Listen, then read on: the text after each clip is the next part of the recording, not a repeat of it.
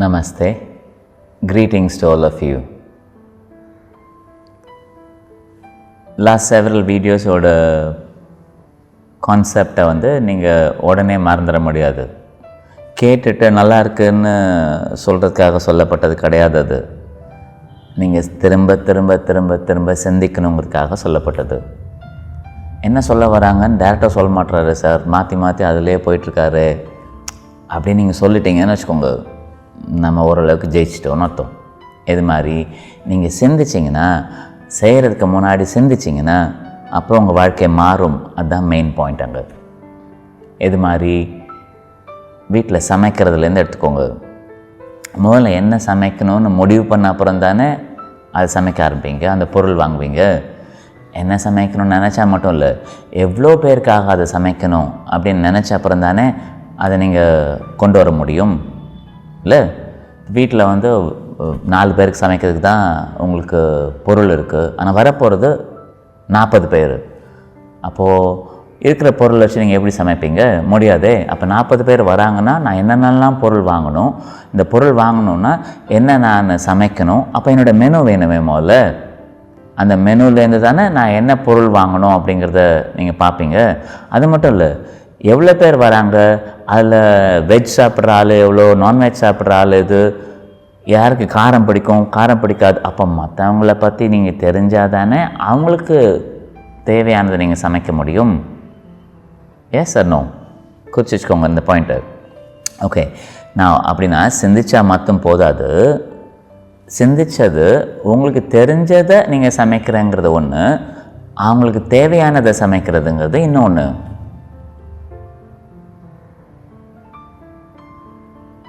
நான் சார் திடீர்னு குவாய்ட் ஆகிட்டீங்க கேட்குறீங்களா? உங்களை யோசிக்கிறதுக்கு தான் அந்த கேப் கொடுத்தேன் நான். நல்லா யோசிங்க. அப்போது ஒரு சமைக்கிற ஆளுக்கு முதல்ல சிந்திக்கணும், அதான் முக்கியம் தெரிஞ்சதுன்னா, ஒரு பிஸ்னஸ் பண்ணுற ஆளுக்கு, உங்கள் பிள்ளைங்களோட வாழ்க்கை நல்லா இருக்கணும்னு நினைக்கிற ஆளுக்கு, நம்ம குடும்பம் நல்லா இருக்கணும்னு நினைக்கிற ஆளுக்கு, இந்த நாடு நல்லா இருக்கணும்னு நினைக்கிற ஆட்களுக்கு சிந்திக்கிறது மிக மிக முக்கியங்கிறது தெரியணும் இல்லையா? இது தெரியாத ஆட்களாக இருந்தால் எப்படி இருப்பாங்க சார்? இதை நீங்கள் டெய்லி டிவியில் பார்த்துருவீங்க, சிந்திக்காத ஆட்கள் என்ன செய்யும் அப்படிங்கிறது. ஒரு கூட்டமாக போய் ஒரு இடத்துல சேர்ந்து ஐயா போய் எனக்கு கத்த ஆரம்பிச்சிடும். அவங்க என்ன நினைக்கிறாங்க, இவங்க கூட்டமாக சேர்ந்து கத்துனா, கூட்டமாக போய் சண்டை போட்டாங்க அப்படின்னா அதுக்கு நோக்கம் என்னது? இவங்க நினச்சது சாதிக்க முடியும் அப்படின்னு நினைக்கிறாங்க. ஆனால் எந்த ஊரில் தெருவில் போய் ஒரு 100 பேரோ 300 பேரோ 400 பேரோ சேர்ந்து கத்துனா அது சட்டமாயிடும்னு எந்த ஊரில் இருக்குது நீதி? இது அப்படி எதுவுமே கிடையாது. அப்போது நல்லா நோட்டீஸ் பண்ணிங்கன்னா, விவசாயிகள்லேருந்து இப்போது எலெக்ஷன் வர்றதுனால, ஒரு எலெக்ஷன் முடிய போகிற நேரத்தில் நீங்கள் நல்லா நோட்டீஸ் பண்ணிங்கன்னா, ஏதாவது ஒரு பொருள் வேணும்னா அவங்கள்ட்ட நம்ம சண்டை போட்டு வாங்கிடலாம், நம்ம எல்லாம் கூட்டமாக நின்று கற்றுனோன்னா நம்மளை கொடுத்துருவாங்க அப்படின்னு நினைக்கக்கூடிய ஆட்கள் எல்லாத்துலேயும் ஸ்ட்ரைக் பண்ணுது. இது நீங்கள் எல்லா இடத்துலையும் பார்த்துருப்பீங்க. திடீர்னு பார்த்தா பஸ் ஸ்ட்ரைக்கு, டீச்சர் ஸ்ட்ரைக்கு, இதெல்லாம் வருஷம் வருஷம் அந்த எலெக்ஷன் போது வருது. அப்போது அவங்களுக்கு என்ன வேணும்னு சொல்ல தெரில, அடிப்படை தேவைகளை எனக்கு எப்படி நான் அவங்களுக்கு வெளிப்படுத்துவேன், அதை எப்படி கேட்டு வாங்கணும் அப்படிங்கிறது தெரியல, சண்டை போட்டு தான் வாங்குவேன் அப்படிங்கிறது கான்செப்டாக இருக்குது. அதனால தான் இவங்களுடைய மிக அடிப்படையான தேவைகள் கூட சாதாரண முறையில் சரியான முறையில் வெளிப்படுத்தி என்னால் அதை வாங்க முடியும் அப்படிங்கிறத சிந்திக்காத ஆட்கள் மிக அடிப்படையான தேவைகளை கூட போராடி தான் வாங்குவேன்னு சொல்லுது. டிவி பாருங்கள், அவங்களுக்கு புரியும். இந்த விவசாயிகளாக இருந்தாலும் சரி, யாராக இருந்தாலும் சரி, அவங்க யோசிக்கும்போது அவங்க கேட்குறது எனக்கு அதை கூட இதை கூடன்னு கேட்கல, அவங்க உயிர் வாழ்றதுக்கு தேவையான மிக அடிப்படையான விஷயங்கள் தான் கேட்குறாங்க. அதில் நியாயம் இருக்கா? இருக்குது. அப்புறம் ஏன்டா சண்டை போடுறீங்க? சண்டை போடக்கூடாதுல்ல. இது வேணும்னு தெரிஞ்சதுன்னா சமைக்கிற ஆளுக்கு தெரியுதுல்ல, என்ன வாங்கணும், என்ன செய்யணும், எங்கே போய் எதை வாங்கணும், இதெல்லாம் தெளிவாக தெரிஞ்சதுனால தானே அந்த சமையல் உருவாகுது. 4 பேருக்கு சமைக்கிறதுக்கு தான் எனக்கு பொருள் இருக்குது, 40 பேருக்கு சமைக்கிறதுக்கு எனக்கு பொருள் இல்லை, அதனால் நான் போராடுவேன்னு நீ சொல்கிறது இல்லைல்ல. எந்த இடத்துல போய் வேணும்னு வாங்கணும், அதுக்கு ஒரு வேளை இல்லைன்னா யார்கிட்ட நான் அந்த கடனை வாங்கணும், என்ன வாங்கணும், இறைவா எனக்கு கொடுங்க, இவங்ககிட்ட இருந்து வாங்கித்தாங்கன்னு கேட்டு அப்படி தானே 40 பேருக்கு சமைப்பீங்க. 4 பேருக்கு சமைக்கக்கூடிய அளவுக்கு தான் உங்களுக்கு சரக்கு இருக்குது, ஆனால் 40 பேருக்கு சமைக்கக்கூடிய அளவு தேவை இருக்குது. அதனால் நான் போராட்டம் பண்ண போகிறேன்னு நீங்கள் நினைக்கிறது இல்லைல்ல. அதனால தானே உங்களுக்கு சமைக்க முடியுது. அதனால தானே குறைவான வருமானம் உள்ள ஆள் கூட ஊரெல்லாம் கூப்பிட்டு கல்யாணம் நடத்த முடியுது. எனக்கு இல்லைன்னு சொல்லிட்டு போராட்டம் அன்றைக்கி நீ பண்ணுறது இல்லையே, அது நடக்குதுல்ல. ஆனால் என்றைக்கு நீ போராட்டம்னு ஆரம்பிச்சியோ, எந்த விஷயத்துக்கு போராட்டம் நினைக்கிறீங்களோ, போராட்டம் போது சண்டை போடுறீங்க. நீங்கள் சாஃப்டாக சொன்னாலே அதை புரிஞ்சுக்கிறதுக்கு இரக்கமுள்ள குணமுள்ள ஆட்கள் இல்லைன்னா, நீங்கள் அவங்கள திட்டிட்டு அவமானப்படுத்திட்டு சண்டை போட்டுட்டு அவங்கள்ட்டேருந்து அந்த பொருளை வாங்கணுன்னா அது எப்படி சாத்தியமாகும்? யோசிச்சிங்களா நீங்கள்? மோசமானது. அடிப்படை கான்செப்டே தப்பு, சிந்திக்காத வந்த வினை அது. அதனால்தான் சாதாரண ஆட்களாகவே போகுது. மிக சாதாரண மனிதர்களாக வாழ்ந்த ஆட்கள் அதே கூட்டத்தில் ஒரு பஸ் டிரைவராகவோ, ஒரு டீ கடை வச்ச ஆளாவோ, ஒரு பெட்ரோல் பங்க்கில் வேலை செஞ்ச ஆளாவோ இருந்த சிலர் கோடிக்கணக்கில் பணம் சம்பாதிச்சதை நீங்கள் கேள்விப்பட்டிருக்கீங்க. நம்ம இந்த டைமில் பார்த்துருக்கோம், நம்ம அவங்கள ரசிக்கிறோம். ஆனால் அவங்க என்ன குணத்தால் அதை முன்னேறினாங்க அதை படிக்கிறோமா? அதுக்கு சிந்திக்கிற அளவுக்கு நமக்கு நேரம் இருக்கா? அது இல்லாத பட்சத்தில் தான் தோற்று போகிறோம். அப்படின்னா சிந்திக்க முடியாத ஆள் தான் சண்டை போடுவேன்னு சொல்லி வருது. நான் சண்டை போடக்கூடிய ஆட்கள் என்ன பண்ணுது, இது கும்பலாக சேரும்போது தனக்கு இல்லை அப்படிங்கிறத வெறித்தனமாக கேட்குது இல்லையா, அதில் கோபம் தெரியுது இல்லையா, அந்த கோபம் எஃபெக்ட் தான் அது. அந்த கோபத்துக்கான சோர்ஸ் என்னது? சோர்ஸ் பயம். தனக்கு இல்லாமல் போயிடுமோ அந்த பயத்தில் தான் அது வெறித்தனமாக கத்துது. தன்னால் வாழ முடியும் நினச்ச ஆள் தன்னோட வேலையை பார்க்க போயிடுது. தனக்கு இல்லைங்கிற நிலைமை இருந்தாலும் அந்த நிலைமை மாறணும்னா நான் சிந்திக்கிறது மூலமாக தான், நான் உழைக்கிறது மூலமாக தான், நான் அந்த நிலத்தில் விதை போடுறது மூலமாக தான் எனக்கு அறுவடை கிடைக்கும் நினைக்கக்கூடிய ஆட்கள் ஊருக்கு போய் சண்டை போட போக மாட்டுக்கு, தன்னோட நிலத்துக்கு தன்னோட வீட்டுக்கு தான் செய்ய வேண்டிய வேலையில் கவனம் வைக்க போயிடுது. ஆனால் இப்படி செய்ய தெரியாத ஆட்கள் என்ன பண்ணுறாங்க, யார் தூண்டுதல்னாலும் சரி உங்களுக்கு கும்பலாக சேர்ந்துடுறாங்க. ஓகே, நான் நல்லா யோசிச்சு பாருங்க. இந்த கும்பல் சேர்ந்த மாத்திரத்தில் 2 நடக்குது. ஒன்று, கோபமும் பழி உணர்ச்சியும் தூக்கி எறியப்படுது. இவங்க நினைக்கிற எண்ணங்கள் பழி உணர்ச்சியாக ஊருக்கு போகுது. 2வது, நான் என்ன சொன்னேன், இந்த பழி உணர்ச்சிக்கான அடிப்படை காரணம் என்ன சொன்னேன், பயம் சொன்னேன். அப்போ அந்த போராளிகளாக நின்று சண்டை போடக்கூடிய ஆட்கள் பயத்தையும் பழி உணர்ச்சியையும் ஊருக்கு கொடுக்குறாங்க. அப்படின்னு அர்த்தம், இதோட தொடர்புடைய இல்லாத பல பேருக்கு, சின்ன குழந்தைங்க, ஸ்கூல் படிக்கிற பசங்க,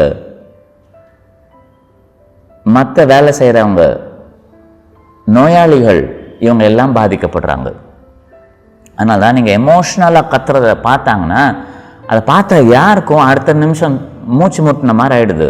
சிந்திக்க முடியாமல் அவங்களும் எமோஷ்னலாகி அழுற அளவுக்கு, இல்லை வேதனைப்படுற அளவுக்கு, காயப்படுற அளவுக்கு. ஸ்கூல் போகிற பசங்க கொடூரம் நடந்ததை பார்த்து கத்தி வெறித்தனமாக அதை பண்ணுவோம் இதை பண்ணுவோம் சொல்கிறத பார்த்துட்ருக்கோம். காரணம் என்னன்னா, அந்த வேதனை இவங்களுக்கு கொடூரமான வலியை ஏற்படுத்திடுச்சு. கண்டதெல்லாம் பேசிடுறாங்க, அப்புறம் அவங்க வேலையை பார்க்க போயிடுறாங்க. இதை தெரிஞ்ச ஆட்கள் என்ன பண்ணுது, நீ எவ்வளோ நாள் கத்துவேன்னு பார்த்துட்ருக்கு, அப்புறம் அது பாட்டுக்கு வேலைக்கு போயிடுது. அதனால்தான் எந்த கேஸும் இமீடியட்டாக முடிக்கணும்னு நினைக்கக்கூடிய கேஸ் கூட முடிய மாட்டுக்கு. அந்த ஆள் இறந்து போன அப்புறம் தான் அவங்களுக்கு தேவையான அந்த தீர்ப்பே வருது. இதை நம்ம பார்த்துட்டே இருக்கோம் நம்ம ஆக்சுவலாக. அப்போ இது தேவையா அவங்களுக்கு? அப்போது இன்செக்யூரிட்டியும் ஃபியர்னால் உருவாக்கின அந்த எண்ணங்கள், உணர்வுகள் பழி உணர்ச்சியாக வெளியில் வருது அப்படிங்கிறத நம்ம சொன்னோம். அப்போது ஊரில் இருக்க எல்லாருக்கும் தன்னால் முடியாது, சாதிக்க முடியாது, பயம் இருக்குது, கோபம், பழி உணர்ச்சியை நீங்கள் கொடுத்துட்டு உங்களுக்கு வளமை, வெற்றி வரணும்னா எப்படி வரும்? அது லாஜிக்காகவே கனெக்ட் ஆகலையே. நீங்கள் யோசிச்சு பார்த்தீங்களா? அதை உங்களுக்கு என்ன வேணும் அதை தானே விதைக்கணும் அப்படிங்கிறது நம்மளுக்கு தெரியும். இந்த நேரத்தில் பயத்தையும் பழி உணர்ச்சியும் நம்ம வெளியில் கொடுத்தோன்னா அவங்களுக்கு, மற்றவங்களுக்கு வேதனை தான் வரும். அந்த வேதனைக்குள்ளான ஆட்கள் அவங்களால அந்த நேரத்தில் சிந்திக்க முடியாது. ஸோ அவங்க தோற்று போகிறதுக்கான விதைகளை நம்ம போட்டுட்டோம்.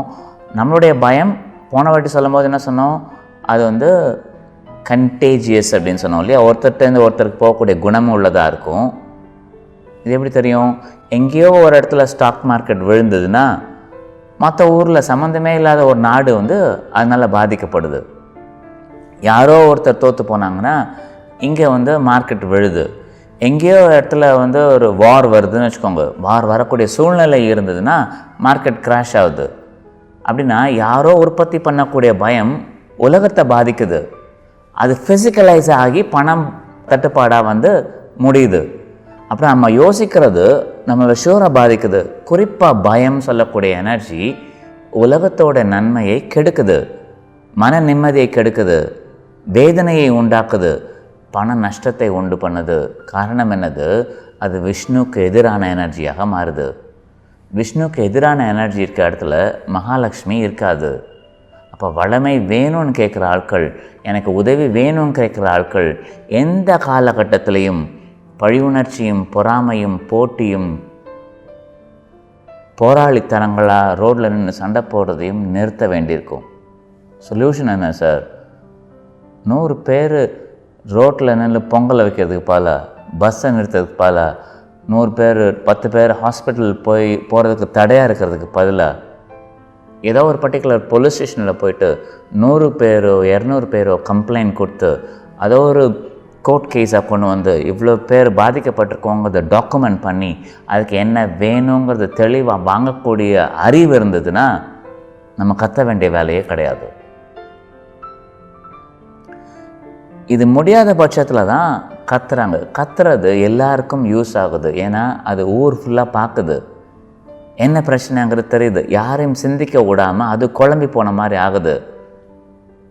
குழம்பி போன மாத்திரத்தில் அவங்க எமோஷ்னல் ஆகிறது தெரியுது. சில நிமிடங்கள், நாட்கள் கழித்து பார்த்தீங்கன்னா அவங்க அந்த சிந்திக்கக்கூடிய அந்த எமோஷ்னல் ஃபேக்டர்லேருந்து வெளியில் வந்த உடனே அவங்க சொந்த வேலையை பார்க்க போகிற மாதிரி ஆகிடுது. எஃபெக்ட் என்னது? எந்த ஸ்டெப் நீங்கள் டாக்குமெண்ட் பண்ணி சரி பண்ணி அதை தேவையை பூர்த்தி பண்ணக்கூடிய எந்த நடவடிக்கையும் எடுக்காமல் டிவியில் நீங்கள் வந்தீங்க, நீங்கள் காமிச்சிங்க, நான் பார்த்தேன் அப்படிங்கிறத ஊர் ஃபுல்லாக நீங்களே போய் பார்க்குற மாதிரி ஆகிடுது. யாருக்குமே யூஸ் இல்லாமல் போயிடுது. ஊருக்கு கெடுதல் கொண்ட அந்த எனர்ஜியும், கெடுதல் பயம் சொல்லக்கூடிய எனர்ஜியை உருவாக்கின எண்ணமும் உங்களுக்கு திரும்பி கர்மாவாக வந்துடுது. அது ஏற்கனவே பண்ணுறதுலே பண கஷ்டத்தில் தான் இருக்காங்க அந்த மாதிரி ஆட்கள். புதுசாக ஒரு குழப்பம் ஏற்படுத்தி அந்த பண கஷ்டம் இன்னும் நீண்டு ரொம்ப நாள் போகிறதுக்கான வாய்ப்புகள் இருக்கிற மாதிரி பண்ணிடுறாங்க. அதனால தான் மகாத்மா காந்தி என்ன பண்ணாங்க, அவங்க நாட்டுக்கு விடுதலை வேணும் அப்படிங்கிறத மட்டும் நினச்சிருந்தாங்கன்னா அவங்க சண்டை போடுறது கூட தயாராக இருந்திருப்பாங்க. ஆனால் அது அவங்களோட முக்கியமான நோக்கம் கிடையாது. இந்த இந்திய நாட்டில் இருக்க மக்கள் சுதந்திரம் வந்த அப்புறம் வளமையோடு வாழணும்னு நினச்சதுனால தான் அடிமைப்படுத்தின ஆளை கூட அடிப்பேன், உதைப்பேன், காயப்படுத்துவேன்னு சொல்லாமல் நான் அவங்களோட ஒத்துழைப்பு கொடுக்க மாட்டேன், நீ ஓடிப்போ அப்படிங்கிற மாதிரி அஹிம்சையை வரமாக வச்சு, அதை அடிப்படையாக வச்சு அவங்கள விரட்டினதோடு மட்டும் இல்லாமல் நம்ம ஜெயிக்கிறதுக்கான கர்மாவும் கொண்டு கொடுத்தாங்க. அதனால தான் 30-40 வருஷத்துக்குள்ளே, 50, 60, 70 வருஷத்துக்குள்ளே இந்தியா இந்த அளவுக்கு வலிமை உள்ள நாடாக மாறுறதுக்கு அந்த நூற்றுக்கணக்கான ஆண்டுகளாக நம்ம பட்ட கஷ்டம், அந்த நேரத்துலையும் காயப்படுத்தணுங்கிற எண்ணம் இல்லாமல் அவங்கள விரட்டின அந்த புண்ணியம் நம்மளுக்கு திரும்ப வந்தது. வாழ்நாள் முழுக்க நம்ம கற்றுக்க வேண்டிய பாடம் அது. அப்போ மகாத்மா காந்திங்கிற பேர் தெரிஞ்சால் பத்தாது, என்ன காரணத்துக்காக அவங்க இதை செஞ்சாங்க அப்படின்னு சிந்திக்கிறோம் இல்லையா, அந்த சிந்திக்கக்கூடிய ஐடியா தான் நம்ம வாழ்க்கையை காப்பாற்றும். இந்த ஐடியா மிக முக்கியமானது, குறித்து வச்சுக்கோங்க. நமஸ்தே.